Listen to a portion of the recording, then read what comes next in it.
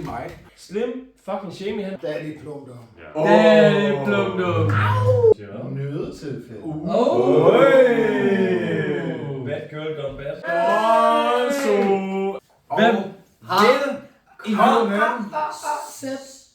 til den 21. december? Er vi så langt? Ja, vi er. Vi er sådan noget rimelig langt, fordi der går et par dage, når man drikker et par øl. Hver gang. Det er jo hvad der sker. Så sker det. Og den kloge seer vil jo vide, at vores sidste øl, det var en fra ingen mindre end Frans. Frans i... Ja, der var ham herovre. Fødselscellen. Hvad jeg hørte, så var det en lime fra Frans. Ja. Nå, den står ikke i rækken. Vi siger, det er en lime på Frans. Ja. Og derfor synes Det er Fransi. så er han allerede så klar. Undskyld. Altså, Det er mig, der fejler. Det beklager jeg meget. Sorry girls, I'm just too hot. I'm hurting your feelings. nej, du er hej. Det gør ikke Så. noget bedre. Nej, det er vigtigt. Og fordi jeg ikke må give den for meget gas, Ja, så ja. holder jeg lidt. Tager jeg roligt. Så holder jeg lidt tilbage. Ja. Og når jeg holder lidt tilbage, så vil der lige en Daddy Plumdum. Åh. Daddy Plumdum, kan du finde en øl til mig? Jeg tager- Bro. Det kan jeg i hvert fald. Det er sikkert. Nej, det kan du overhovedet ikke. Jo, Juicy Junks. ja. Mine damer og herrer, Den kører. det er Juicy Junkie. Igen, det er en øl, der er importeret direkte fra Belgien. Det er en... Okay, færdig. Vi stopper på min knæ. Det er færdig. Det vigtigste er bare, at det er Brussels Beer Project. Det er nogle fucking dejlige øl. Vi har importeret direkte fra Bruxelles. Det er så fedt. Det hele handler bare om, at vi skal smage dem, og vi skal bare lige nyde dem. Så vi ser, hvad vi kan byde på. Det var dejligt. Jeg føler, at jeg tager nummer 1. Gutterne. Sidder og taler i munden. Nej, jeg siger ingenting.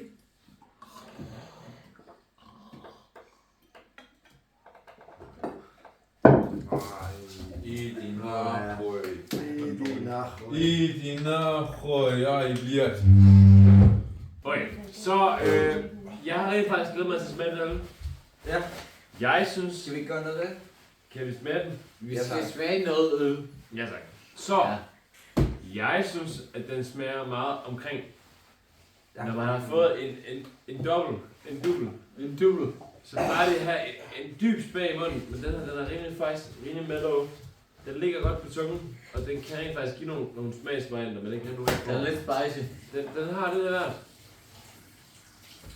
Og det skal man have, hvis man ikke har et andet problem med sig selv. Det tror jeg lige nu.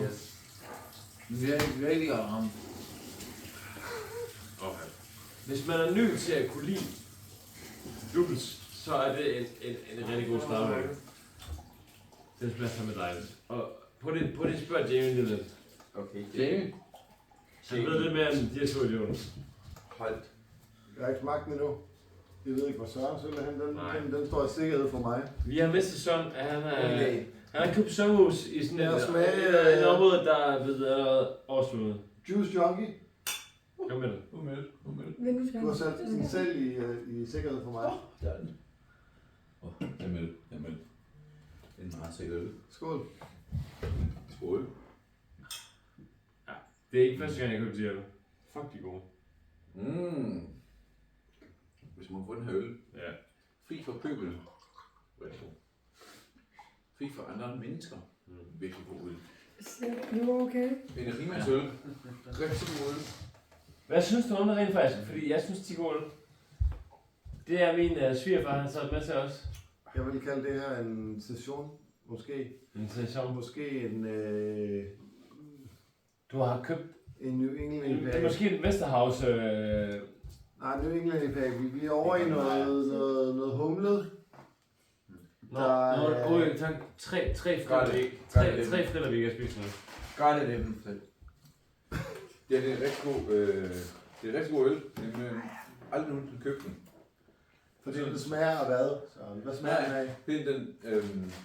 Den fortæller mig, hvor der er hipsters henne. Uden jeg behøver at købe det område. Ja, hvad vil du kalde den her genre af øl? Hipsterøl. Hipsterøl, Ja. og den starter med I, og der slutter på PA, ikke? Ja, hipsterpa. IPA. Hipster i papa. Ja. Og det er sådan ganske rigtig god øl og lækker og sådan noget, men overpriced, når man har en Har du smagt på den her øl? Ja, ja. Prøv at få det selv på den. Fin øl. Det smager ret godt. Ja.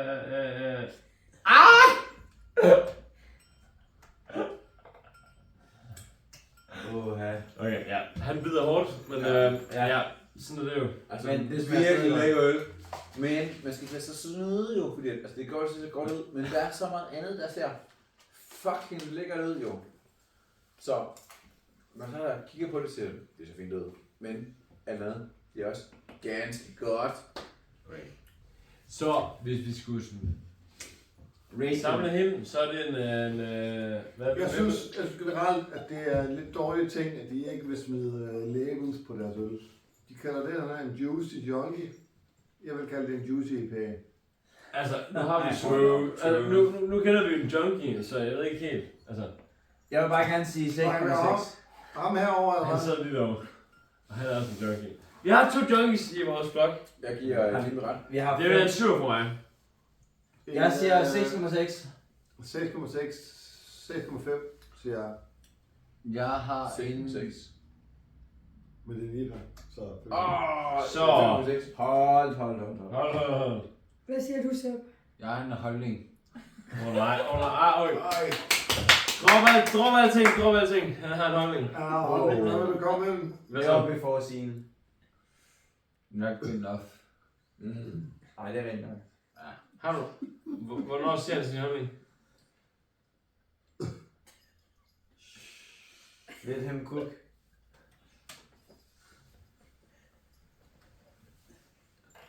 Min holdning er...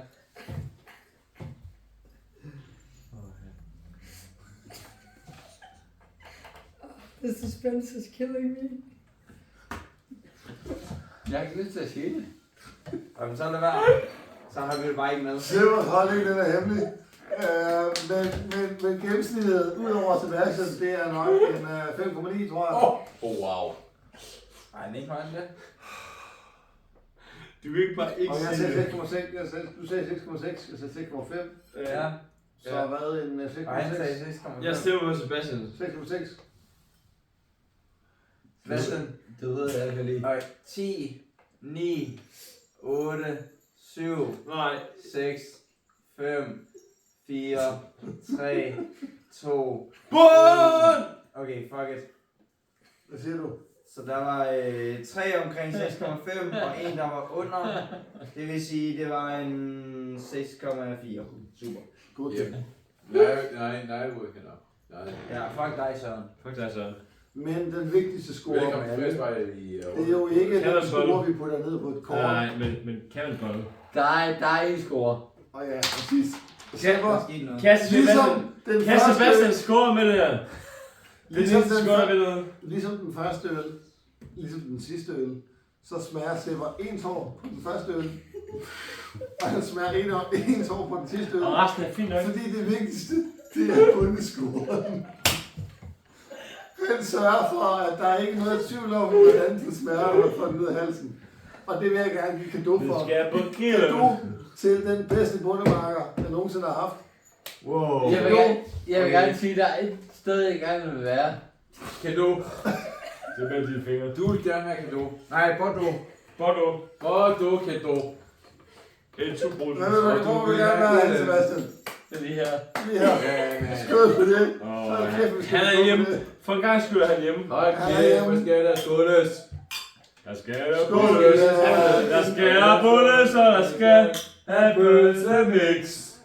Jamen, skål i en Skal jeg på bundescore. byen? Skål med mig, Sepper. Hvad? Det vil jeg gerne. Skal vi i byen? Nej, vi skal ikke i byen. Skål. Og vi Skål. skal 3, have 2, 1. bønsemix. Skål!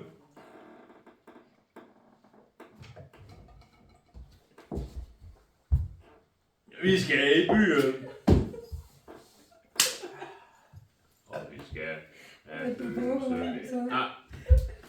faktisk dejligt bundet. Det er i hvert fald en 7,5. James. 7,5. Jeg Jamie har giver sat den pølsemix. ved en 7,1. Jamie giver pølsemix. Jeg har nogen kontakt til dig. Og 7,1. Hvad har du sagt til mig? Ja. 7,1. Har jeg sagt. Du er min virkelig gode ven. I lige måde, Sebastian. Hvad er det så, han prøver at vise det? Han skal på grillen. Han skal på grillen og spise Pølsemix. Nu får vi med. Sådan. Har Anders bundet? Ja. Hvad vil du give den at score? Undskyld mig. Ja, men det ved jeg godt. Undskyld. Jeg har også bundet min. Det er bare Okay. fordi, Du vil ikke bare... vi er et blandt Idioter. folk, der plejer. Idioter. Jamen det er fandme. Også på hans score på den grillen. Jeg vil Hvis sige han så er score. hjem. Det tror jeg faktisk er sådan en rimelig stabil Kan man det, 6'er. eller er det forbudt? 6'er? Ja. Kan man Rimelig det godt? stabil 6'er. Kan jeg godt det? Gul kort. Ja. Du løser et rødt kort. Hvad skete der der? Nej, det er lige meget. Jeg hørte noget. Ja. Jeg har sagt en 6'er, Fortsæt. og så hørte jeg noget. Det var et kort til plum. Det er lige meget. Fortsæt. Det må du Jeg har gerne sagt sige. en 6'er. Jeg har ikke mere at sige. Du må gerne smile Slå af terningen. et kort til plum. Slå terningen. Kom med den, Terje. Slå med den. Kom med den først. 1, 2, 3. Og det var en 6'er. Jamen, det var lige meget. Det var en lille fejl. Ja. Så skal du bunde. Nå ja, fair nok. Jeg skal have det. Og tage den. Der var meget i. I mener det ikke? Ikke Jo. seriøst? Oh my god. Nej, jeg Nej. mener det. Vi andre følger bare Jeg trop. tror ikke, der er nogen her, der fucking mener noget. Nej, vel? Nej. Så nej, jeg har stedet. Jeg ved ikke, hvor hun er. Jeg er sikker på, at der ikke er nogen her, der mener noget. Det er Sebastian. Det var det, jeg sagde. Du har Naja, jeg tager den ølbong. Det sekund, Sebastian skår en pige i byen. det gjorde Tæller bryllupper. Du fik mig der. Du fik mig. Til at røde over. Nej, Frederik, tæller bryllupper. Det er jo Det sekund, han tager, en pige i byen. Så hvad er det? Jeg har på date med en, han er mørk. Plum. Ja, det er faktisk rigtigt. Har jeg Og skåret? allerbedst bestemt. Ja. Mod Rom. I Rom. Sebastian, det er det, du skal spørge. Jeg tror også, jeg var en bolle en dag tidligere, end du gjorde. Nej, det. Hvornår har du været sammen med Nina eller Mod hvad? Rom. De var ikke... Nej, tidligere end han gjorde, så skal du nok lidt mere tidligere end Jeg det. kan da godt forstå det. Ja. Øj! Tidligere Men Så får du din øl. sidste uge. det er meget nemmere at spørge Sebastian, hvornår var du sammen med Amanda? Der var jo til... Det kan man godt. Værsgo. Frederik, du har fortjent en øl. Det kan jeg ikke mere. Ja, og tillykke. Ja. Vores næste by, hun kommer med. Men, Ikke det. Men, Rigtig sødt. kan vi se byen med? Ja. Skal vi bare sidde her og have Nej, det på? nej. Frederik, Vi mangler lige 3 dage nu. Frederik, 3 dage, så er det der. Kollegaer, tror jeg, med. vi skal i byen. Sød pige. Hvordan lykkes det? Boys, Vi boys, skal i boys. byen. Der er i Kalundborg. vi skal i byen, og vi skal have Pølsemix. Bund den øl. Kom i gang. Han bor jo langt væk. Fy for fanden. Det er helt god slået. Det er lige før. Det er gule kort, du Ja. så. Jeg skal bare lige stå udenfor godt, fordi det kan godt være, at jeg knæver det. Skal jeg bære dig? Nej, jeg skal bare lige stå udenfor, fordi jeg gider ikke knække, hvor jeg Sip, hjælp ham. skal. Og I skal hjælpe ham. Hvorfor er Anders afsted? Rejs jer op og tag den ølbong for helvede. Ja, prøv. Jeg går bare lige udenfor, fordi... Kom, Frederik. Der kan godt Så hjælp ham for helvede. Jeg brækker mig. Hvis jeg gør. Kan du ikke lade være med at vælge alt i nærheden? Du har væltet 2 øl på din vej. Du har vel 2 øl på din vej. Jeg er glad for, at jeg ikke overlevede sidste år, fordi hold nu kæft, det er pinligt at fucking være overlevet. Julekan Boys, vi har til gengæld ikke ved i år. 3, 2, 1, 2. Jeg vil ønske mine bønner bedre til at drikke bønner.